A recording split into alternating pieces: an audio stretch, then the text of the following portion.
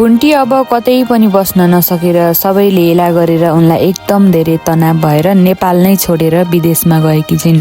विदेशमा गएर पनि तनाव लिएर बसिरहेको बेलामा उनले पुरानो आफूले काम गर्ने नोकर्नी देखेपछि उनलाई एकदम धेरै खुसी लागेको छ। कहाँबाट आउनुभयो होला, मलाई यस्तो आपत परेको बेलामा भनेर उनी छक्क परिन् र उनीसँग अङ्गालोमा बाँधिएर उनी रोइन्।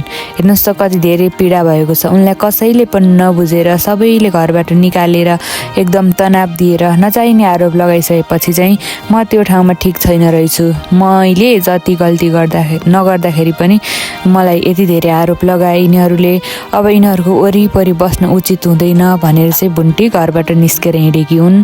अहिले उनी नेपालमै छैनन्, विदेश पुगेर पनि रुँदै रुँदै बसेकी छिन्। कति धेरै पीडा भएको छ उनलाई। लामो भिडियो हेर्नको लागि हाम्रो च्यानललाई भिजिट गर्नुहोला, च्यानललाई सब्सक्राइब गर्नुहोस्, लाइक गर्नुहोस्, सेयर गर्नुहोस् है त।